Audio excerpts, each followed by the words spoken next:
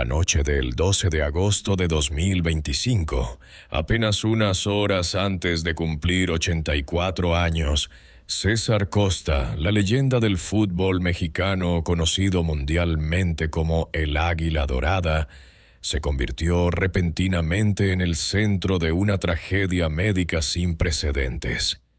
Una fiesta privada, a puerta cerrada, en su villa en las afueras de Cuernavaca se transformó en una verdadera pesadilla. Según los primeros informes del equipo médico de emergencia, el señor Costa ingresó al hospital ABC de la Ciudad de México a la 1:47 de la mañana en estado crítico. Su presión arterial se desplomó. Su ritmo cardíaco se volvió gravemente irregular. Sufrió convulsiones continuas y presentó signos de insuficiencia respiratoria aguda. Los médicos determinaron de inmediato que no se trataba de una intoxicación alimentaria común. Los síntomas aparecieron demasiado rápido, con demasiada violencia, y afectaron simultáneamente a múltiples sistemas orgánicos en menos de 90 minutos después de haber comido. A la cena de esa noche asistieron solo 14 personas, cifra confirmada tanto por el personal de seguridad como por el personal de servicio. El menú incluía platos de alta cocina, propios de la élite mexicana, ceviche de langosta fresca, carne wagyu poco hecha, foie gras a la plancha, ensalada de langosta de Alaska y, en particular, sopa de trufa blanca. Un plato que César Costa había solicitado específicamente a su chef privado 3 días antes. Según se informó, todos los ingredientes fueron importados directamente de Italia y Japón, acompañados de certificados internacionales de seguridad alimentaria. Pero apenas 38 minutos después de tomar su segunda cucharada de sopa, todo comenzó a desmoronarse. Primero lo invadió una violenta oleada de náuseas, seguida de una sensación de ardor que se extendió desde su garganta hasta el esófago. A esto le siguieron convulsiones, sus ojos se pusieron en blanco y finalmente se desplomó en el suelo del comedor con el estruendo de cristales rotos. Los presentes describieron la escena como una descarga eléctrica masiva recorriendo su cuerpo. Nadie tuvo tiempo de llamar a los servicios de emergencia en los primeros 7 minutos porque todos estaban en pánico. Cuando llegó el equipo médico de emergencia, César Costa estaba en coma profundo. Su puntuación en la escala de coma de Glasgow era de tan solo 3/15, el nivel más bajo medible. Su oxigenador sanguíneo mostraba una saturación de oxígeno, SpO2, fluctuando alrededor del 78% a pesar de recibir oxígeno al 100%. Su corazón se detuvo 2 veces en la ambulancia camino al hospital, requiriendo desfibrilación de emergencia en ambas ocasiones, a las 4:30 de la mañana. Y los análisis de sangre iniciales arrojaron resultados alarmantes. La creatinina se había disparado a 4,8 miligramos por decilitro, más de 10 veces el nivel normal. El potasio en sangre era de 7,1 milimoles por litro, el lactato de 12,4 milimoles por litro. Las enzimas hepáticas AST/ALET superaban los 3.000 unidades internacionales por litro y se había iniciado una coagulación intravascular diseminada, CID. Este era el cuadro clínico típico de una insuficiencia multiorgánica extremadamente grave. Los toxicólogos sospecharon de inmediato una toxina biológica o química de acción rápida, en lugar de la típica intoxicación alimentaria bacteriana o fúngica. El periodo de incubación fue demasiado corto, menos de 45 minutos. La extensión del daño multiorgánico demasiado uniforme y la gravedad superó con creces cualquier caso de intoxicación alimentaria registrado en México en los últimos 30 años. Al mediodía del 13 de agosto, día de su cumpleaños, el hospital anunció oficialmente que César Costa se mantenía con vida mediante ECMO, oxigenación por membrana extracorpórea, y terapia de reemplazo renal continua, TRRC. Un corazón artificial temporal y un ventilador de alta presión eran lo que lo mantenían con vida. La tasa de supervivencia en estas condiciones, según las estimaciones del comité médico, no superaba el 8 a 12% en las primeras 72 horas. Pero lo que realmente causó escalofríos a la opinión pública mexicana e internacional fue la breve declaración en el comunicado de prensa inicial del hospital. No descartamos la posibilidad de un acto delictivo intencional. Esa declaración no hizo más que avivar las sospechas que llevaban años latentes. César Costa no era solo un ícono del fútbol, sino que también guardaba demasiados secretos y rencores de las turbulentas décadas del fútbol latinoamericano. La siguiente sección revelará las primeras pistas sobre la sustancia sospechosa hallada en su cuerpo y por qué el nombre de César Costa mantiene despiertos a tantos viejos enemigos.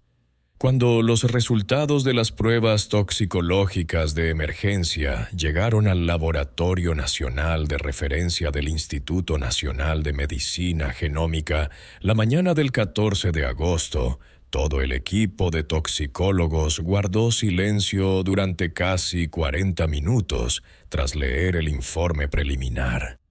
No porque nunca hubieran visto un caso de envenenamiento tan grave, sino porque la muestra encontrada no coincidía con ninguna de las toxinas alimentarias comunes registradas hasta entonces. La principal sustancia sospechosa hallada en la sangre y el contenido estomacal de César Costa era un derivado alcaloide extremadamente raro, estructuralmente muy similar a la batracotoxina, la toxina más potente conocida en la naturaleza, presente únicamente en la piel de ciertas ranas venenosas de la selva amazónica. Sin embargo, la versión encontrada en su organismo no coincidía del todo. Presentaba un grupo funcional, metiloadicional y una cadena lateral de hidrocarburos inusualmente larga, una clara indicación de síntesis en laboratorio. La concentración de esta sustancia en sangre alcanzó los 18 nanogramos por mililitro, cientos de veces superior a la dosis letal en humanos.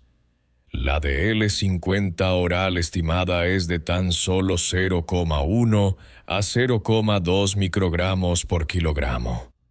Aún más alarmante, esta toxina no se degrada con la temperatura de cocción, el ácido estomacal ni las enzimas digestivas comunes.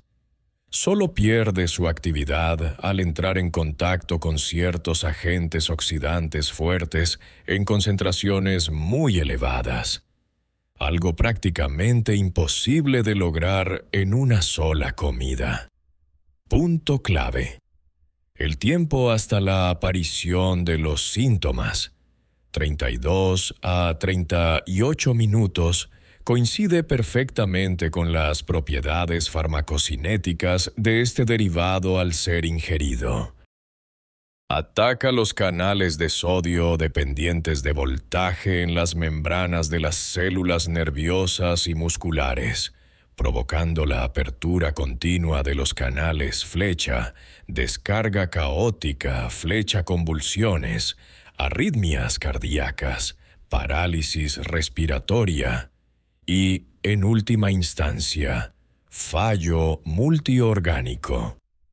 El grupo de toxicología concluyó: se trata de una toxina modificada deliberadamente, no de una intoxicación accidental por alimentos en mal estado o setas venenosas. Es muy probable que la sustancia se añadiera directamente a un plato específico y que solo César Costa consumiera cantidades significativas de dicho plato. Las cámaras de seguridad de la cocina y el comedor no mostraron a nadie acercándose a su plato de sopa después de que el chef terminara de servirla. Pero una interrupción de 14 segundos en la grabación del pasillo que conduce a la cocina llevó a la Agencia Federal de Investigación Criminal, FGR, a iniciar oficialmente una investigación con cargos de conspiración para cometer homicidio organizado. Al mismo tiempo, comenzó a salir a la luz la lista de 14 invitados a la fiesta. Entre ellos figuraban 3 nombres que causaron gran conmoción: Ricardo el Tiburón Salazar, expresidente del club que César Costa llevó al campeonato de la CONCACAF en 1983, quien declaró públicamente que haría pagar caro a Costa tras el escándalo de transferencias de 1991. Diego Vargas, empresario inmobiliario que perdió un litigio de 12 años por una disputa de tierras contra César Costa en la zona de Los Cabos, y que en una ocasión fue grabado diciendo: «Ojalá hubiera una manera de hacer desaparecer a ese viejo para siempre». Una figura no identificada, presuntamente representante de una organización internacional de apuestas clandestinas, organización que sufrió pérdidas millonarias tras la inesperada victoria del equipo asesorado por César Costa en el Campeonato Apertura 2019, estuvo presente en la fiesta de aquella fatídica noche. Los 3 individuos se encontraban presentes. En la tarde del 15 de agosto, el estado de César Costa empeoró. Sufrió una hemorragia subaracnoidea difusa, acompañada de un daño generalizado en la corteza cerebral debido a una hipoxia prolongada. El jefe de la unidad de cuidados intensivos declaró: «Luchamos por mantenerlo con vida a cada hora, pero si el veneno no se neutraliza a tiempo, el daño neurológico será irreversible». La pregunta más importante ya no era ¿sobrevivirá?, sino ¿quién se atrevió a hacerle daño a César Costa y cómo lograron introducir ese terrible veneno en su sopa? Cuanto más profundizaba la investigación, más claro quedaba que el incidente no había sido un simple acto espontáneo. Empezaron a salir a la luz archivos confidenciales de las décadas de 1980 y 1990.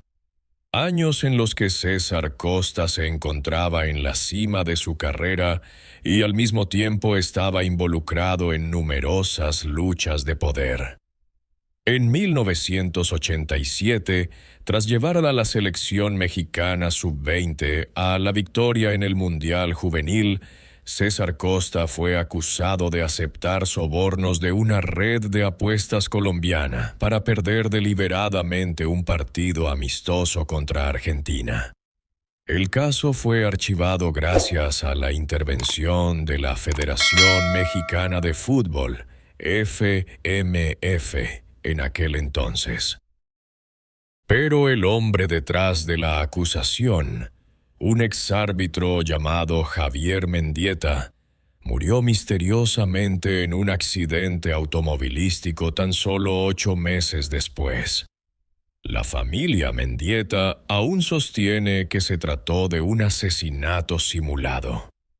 En 1994, justo antes del Mundial que se celebraría en su país, César Costa anunció inesperadamente su retiro a los 53 años, a pesar de seguir en la cima de su carrera. La razón oficial fue una lesión crónica de rodilla. Sin embargo, documentos internos filtrados en 2018 revelaron que había recibido amenazas de muerte de un grupo del crimen organizado tras negarse a participar en el amaño de partidos de la Liga Nacional. Se cree que el líder de dicho grupo, apodado El Patrón del Sur, desapareció en 2006. Pero muchas fuentes afirman que sigue vivo y escondido en la región fronteriza de Guatemala. Más recientemente, en 2022, César Costa criticó públicamente a varios altos funcionarios de la FIFA y la CONCACAF por permitir que el fútbol mexicano cayera en manos del crimen organizado. Este discurso provocó una serie de amenazas anónimas, incluyendo un mensaje grabado. 84 es una buena edad para acabar con todo, Costa. Volviendo al presente, los investigadores han identificado una anomalía grave. Entre los 14 invitados, una persona no consumió ningún plato con trufa. Se trataba de Ricardo Salazar. Solo bebió vino tinto y agua, y se retiró de la mesa unos 12 minutos después de que César Costa terminara su sopa. Las cámaras lo grabaron yendo al baño del segundo piso, pero no se le vio salir durante los siguientes 27 minutos. Al ser interrogado, Salazar afirmó que tenía dolor de estómago y se recostó un rato. El laboratorio de toxicología está analizando huellas dactilares y muestras de ADN de una cuchara de repuesto encontrada en el cubo de basura de la cocina. Una cuchara que no pertenecía a la vajilla oficial. Se encontraron rastros de un compuesto de silicona gelatinoso y delgado, un tipo que se usa frecuentemente para ocultar líquidos tóxicos en envenenamientos selectivos. La noche del 16 de agosto, el estado de César Costa se mantuvo precariamente estable. Su corazón había vuelto a latir espontáneamente durante 14 horas consecutivas, pero su cerebro no mostraba signos significativos de actividad electrofisiológica. Los médicos dijeron que, si recuperaba la conciencia, lo más probable era que se enfrentara a un estado vegetativo prolongado o a una parálisis total. La historia de César Costa ya no es solo la historia de una leyenda del deporte. Se ha convertido en un caso criminal nacional, donde un pasado oscuro, dinero, poder y odio se entrelazan en una red mortal. Y la siguiente pista podría encontrarse entre aquellos que una vez juraron hacerle pagar. El 17 de agosto de 2025, la Oficina Federal de Investigación, OFI de México, amplió oficialmente el alcance de su investigación a nivel internacional. Se identificó que el veneno derivado de alcaloides provenía de un laboratorio privado en la región fronteriza entre Colombia y Venezuela, una instalación especializada en la producción de toxinas para uso militar y del crimen organizado. Documentos de inteligencia de la DEA, Administración para el Control de Drogas de Estados Unidos, indicaron que este compuesto había estado involucrado en 2 asesinatos vinculados a apuestas de fútbol en Sudamérica en 2017 y 2021. Un análisis más profundo de la cadena de suministro reveló que las materias primas para el veneno se transportaban a través de una empresa importadora de alimentos de alta gama con sede en Miami, la cual, a su vez, era propiedad indirecta de un fondo de inversión en el que Diego Vargas, uno de los 14 comensales, era accionista mayoritario. Si bien no existía evidencia directa, la transferencia de $1,2 millones de la cuenta offshore de Vargas a una cuenta intermediaria en Panamá, apenas 11 días antes de la fiesta, lo colocó en la lista de los principales sospechosos. Mientras tanto, Ricardo Salazar cambió inesperadamente su testimonio. Inicialmente, afirmó que solo había bebido vino, pero muestras de cabello y uñas tomadas de urgencia revelaron rastros de un conservante característico del vino tinto, sustancia que no se encontró en ninguna de las botellas servidas esa noche. Aún más sospechoso, una cámara de seguridad en el pasillo del segundo piso grabó a una persona con traje negro saliendo del baño donde Salazar supuestamente descansaba, sosteniendo un pequeño objeto parecido a una jeringa. La imagen era borrosa, pero lo suficientemente clara como para que el software de reconocimiento facial la identificara en un 87% como la de un guardia de seguridad independiente que había trabajado para Salazar en importantes eventos de fútbol. El 19 de agosto se realizó un descubrimiento impactante. En la caja fuerte del chef privado, quien había preparado la sopa de trufas, la policía encontró una pequeña nota manuscrita en español. Solo una gota en la cuchara de repuesto. Que nadie la vea. La letra se comparó con la de un antiguo asistente de César Costa, quien fue despedido en 2014 tras descubrirse que había vendido información privilegiada al mundo de las apuestas. Esta persona reside actualmente en Bogotá con un nombre falso. Ese mismo día, la salud de César Costa dio un giro inesperado. Tras 6 días en coma profundo y diálisis continua, sus ondas cerebrales comenzaron a mostrar secuencias de actividad lentas pero organizadas.